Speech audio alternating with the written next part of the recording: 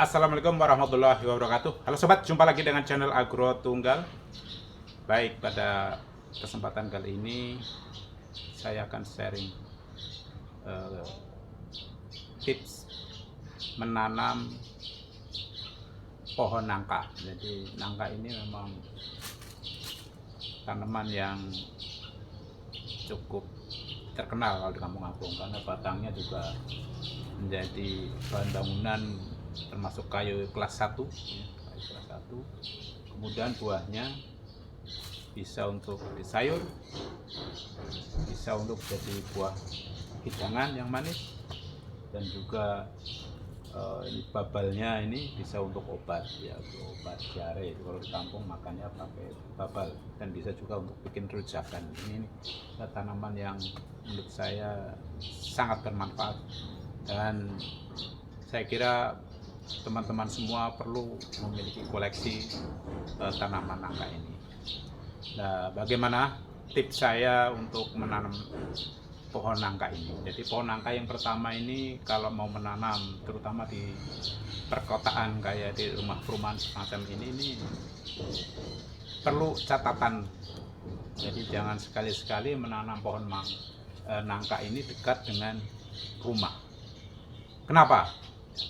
Karena tanaman nangka ini batangnya bisa menjalar jauh dan bisa menembus tanah. Nanti dia akan nyembul mendorong lantai hingga lantai nanti akan terangkat. Nah, ini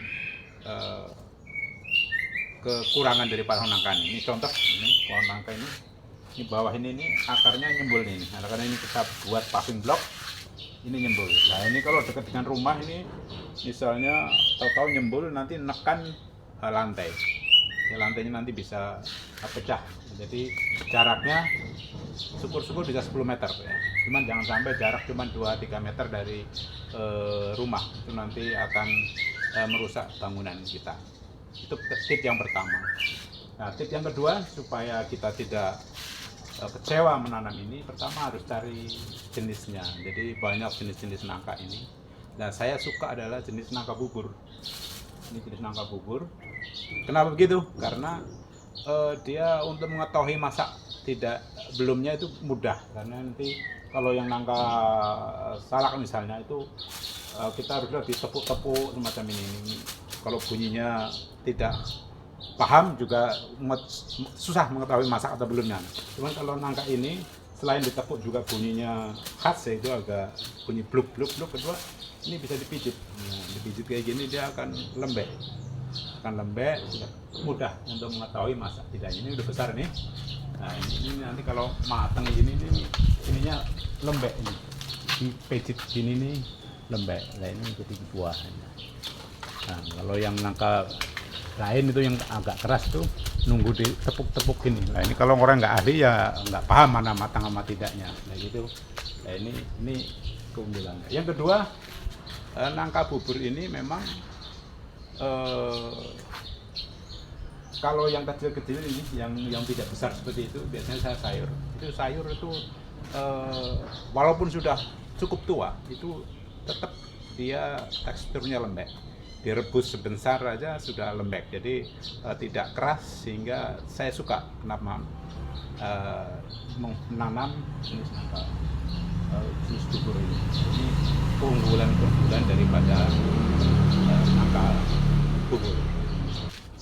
Oke, tips selanjutnya adalah dalam memilih bibitnya. Jadi kalau kita beli bibit ya harus yang ke penjual-penjual bibit yang terpercaya lah. Jangan sembarangan orang jual pinggir jalan yang kita tidak tahu dia ngambil dari mana. Jadi saya selalu kalau beli bibit itu dari tempat-tempat yang memang terpercaya, dan jangan beli bibit yang berasal dari biji, nanti lama pindah. Ini contohnya, ini saya beli bibit dari sambung pusuk ini.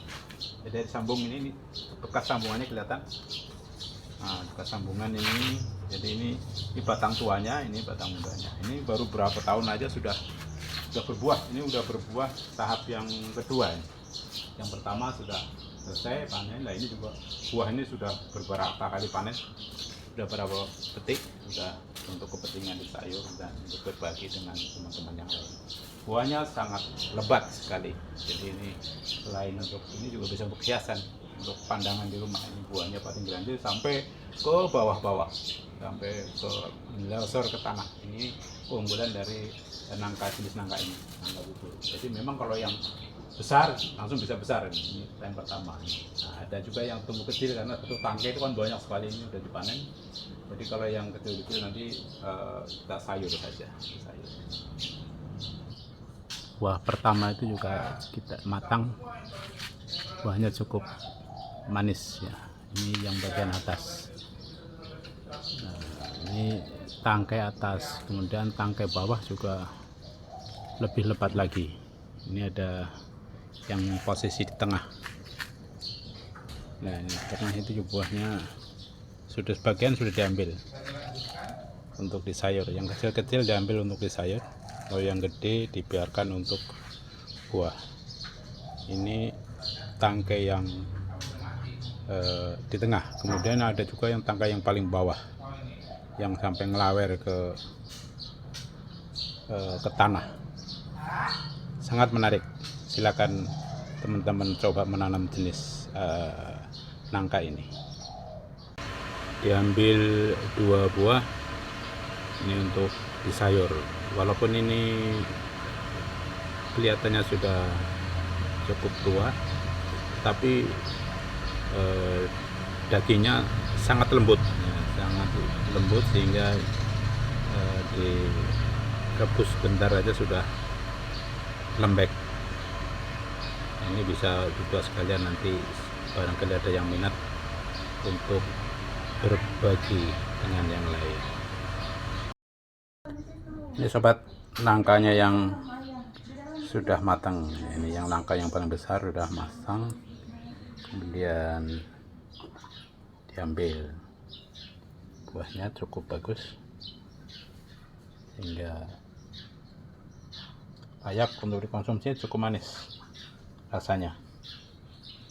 Yang kecil-kecil saya sayur, lembut dagingnya. Oke, demikian sobat tip dari saya. Kalau teman-teman ingin menanam pohon nangka, jadi nangka, dan ini sangat baik sebagai koleksi tanaman di halaman kita. Cuman kembali lagi harus diperhatikan tip-tip yang saya sampaikan tadi supaya kita tidak kecewa kalau menanam nangka ini. Jangan sampai sudah nanam, udah tunggu setahun, 2 tahun, akhirnya belum berbuah, akhirnya ditebang. Nah ini membuang waktu. Supaya tidak kecewa akhirnya, perhatikan tip-tip yang saya sampaikan tadi.